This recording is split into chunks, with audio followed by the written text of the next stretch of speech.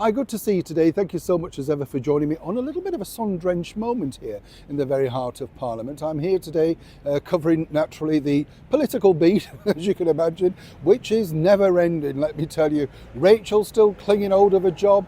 Angela Rayner disappeared into the ether, and Keir Starmer literally boring everybody to sleep for 10 minutes talking about the superpowers of AI. Meanwhile, over in Birmingham, the bin people have gone on strike and bins are mounting up, rat-infested cities. But, let's talk about AI. Let's get the nutty Ed Miliband to talk about net zero. These people are an absolute running train wreck, as you can imagine. Some people might say the same, though, of course, Meghan Markle, given wonderful opportunities at the very start of her career and landed into one of the biggest families in the world with all opportunities presented before you, and suddenly you have to go back to basics because you thought you knew better than ever. Meghan now feels that she's hit upon something that will turn the public's perception in her favour. Let me explain.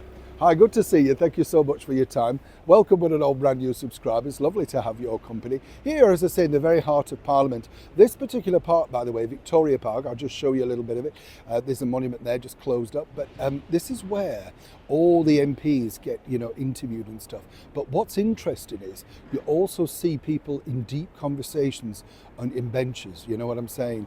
Oh, yes. I think there's a lot of political skullduggery goes on in here and has had for many years. You know what I'm saying? Absolutely. If those benches could talk, eh? Ah, yes.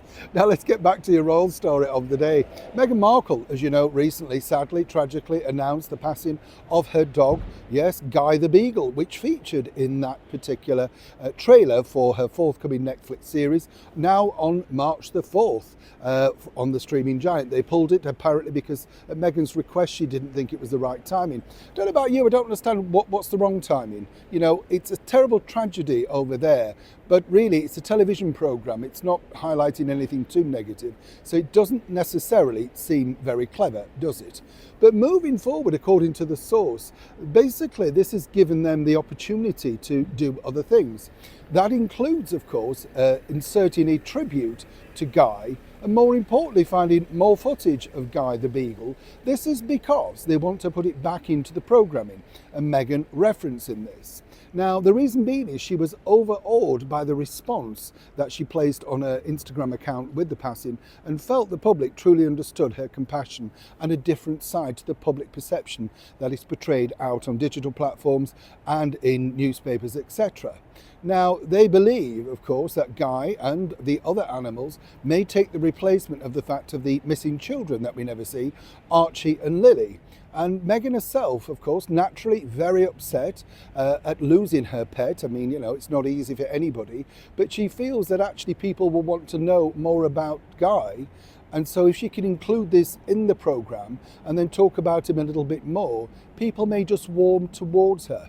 Now, many people accused her, of course, of using the passing of Guy the Beagle to publicise her own TV show, seemingly because we're not quite sure exactly when Guy passed away. You get the picture. But moving forward for now, Meghan, as ever, has got a paw on the pulse of what she thinks will turn this all around. Would you tune in for more Guy? Neil Sean, Parliament, London.